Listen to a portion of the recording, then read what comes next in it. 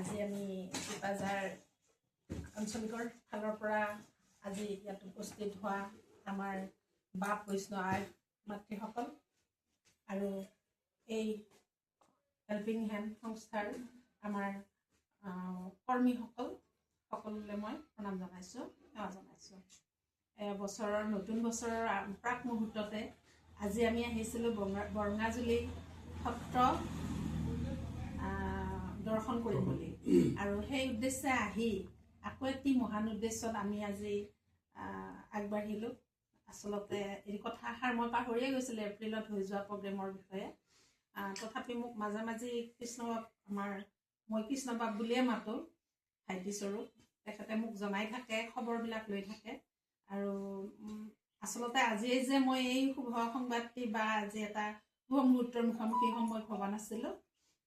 সেইটো কাৰণে মই মোৰ ফালৰ পৰা হেল্পিং হেণ্ড সংস্থালৈ মোৰ আন্তৰিক অভিনন্দন, কৃতজ্ঞতা আৰু মৰম যাচিছোঁ।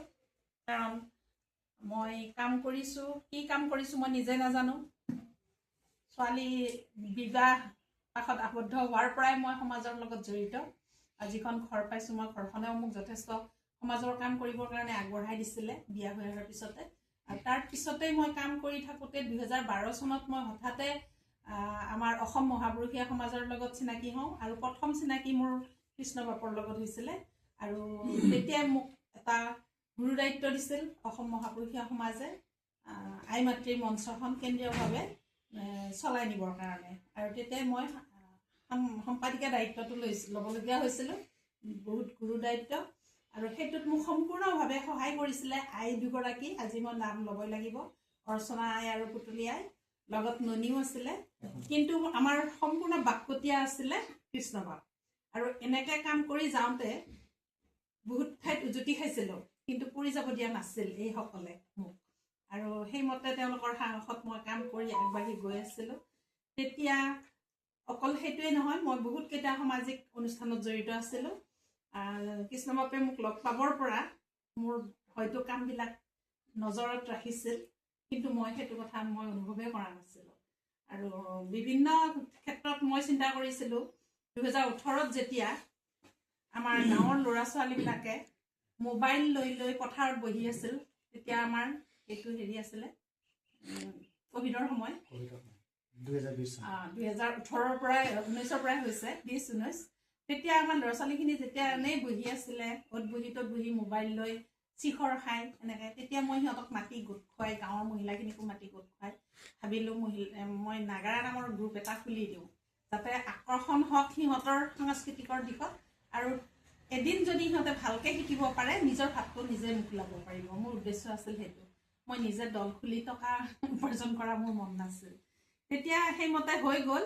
আৰু এতিয়া বৰ্তমান আপোনালোকক জনাব পাই সুখী হৈছোঁ, আমাৰ দুটা দলে এতিয়া অন্ততঃ ছোৱালীৰ দল, তেওঁলোকে 12জন 14জন সহকৰ্মীক ভাত দি আছে। আৰু তেনেকৈ দলকেইটা চলি আছে। তাৰপিছত আমাৰ কৃষ্ণবাপৰ সহযোগত মই এখন সত্ৰীয়া স্কুল খুলিছিলোঁ, আৰু সেই স্কুলখনতো বিশাৰ দলে আগবাঢ়িছিল। কিন্তু মোৰ যেতিয়া 2023 চনত অসুখ হ'ল, তেতিয়াৰ পৰা মই স্কুলখন চলাব পৰা নাই, আৰু ল'ৰা ছোৱালীখিনিও সেনেকৈ আছে। আৰু তাৰপিছত মই অসম লেখিকা সমাৰোহ সমিতিৰ লগতো জড়িত আছিলোঁ। তাৰপিছত বিভিন্ন সংস্থাৰ লগত জড়িত থাকি মই NGO দুটা চলাই মানে কাম কৰি আছিলোঁ। আৰু সেইকেইটা মোৰ 2023 চনৰ পৰা মই বন্ধ কৰিছোঁ, কাৰণ মই দেহাৰে ডক্তৰে মানা কৰিছে ৰ'দ বতাহ ধূলিত ফুৰিবলৈ। সেনেকৈ থাকি এতিয়া আকৌ মই লাহে লাহে অকণমান ফুৰিবলৈ আৰম্ভ কৰিছোঁ, 2-এটা কামত আগবাঢ়িছোঁ। গতিকে কামৰ মাজত লিষ্টখন বহুত দীঘলীয়াকৈ মই ক'ব বিচৰা নাই, কিন্তু বৰ্তমান যিখিনি মূল সেইখিনিহে মই কৈ দিছোঁ।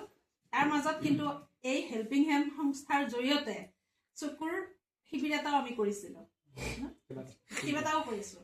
আৰু চকুৰ শিবিৰো কৰিলোঁ। তাৰপিছত তাৰ মাজত আমি যোৰহাটত গৈ আমাৰ সত্ৰ মহাসভাৰ লগত জড়িত হৈ আমি যথেষ্ট কামত আগবাঢ়িছিলোঁ। সত্ৰীয়া ক্ষেত্ৰত আমাৰ ল'ৰা ছোৱালীখিনিক কেনেকৈ আগবঢ়াই লৈ যাব পাৰি, শংকৰদেৱ গুৰুজনাৰ আদৰ্শেৰে আমি আদৰ্শিত কৰিব পাৰিলেহে আমাৰ সমাজৰ যি বিশৃংখল সেইটো আঁতৰ হ'ব বুলি এটা আমি উদ্দেশ্য ৰাখি ল'ৰা ছোৱালীখিনিক কেনেকৈ আমি আগবঢ়াই লৈ যাব পাৰোঁ সেইটোক লৈও আমি যথেষ্ট আগ্ৰহেৰে আগবাঢ়িছিলোঁ। কিন্তু মোৰ কি ক'ম, দুৰ্ভাগ্যই মোক হঠাতে হেঁচি ধৰিলে 2023 চনত। আৰু তেতিয়াৰ পৰা মই বহিছোঁ যদিও এতিয়া আকৌ মই কাম কৰাৰ মানসেৰে আগবাঢ়ি আছোঁ। কি পাৰোঁ নাজানো, আপোনালোকে আশীৰ্বাদ কৰিব। যিমানখিনি কাম মনত আছে কৰিম বুলি এটা আশা ৰাখিছোঁ। আৰু কৃষ্ণবাবুক কৈছোঁ যদি মোৰ সহায় লাগে বা আমি কাম কৰিব পাৰোঁ আমাৰ ফালে কামবিলাক আগবঢ়াই দিব, এনেকৈ আমি আগবাঢ়ি যাম।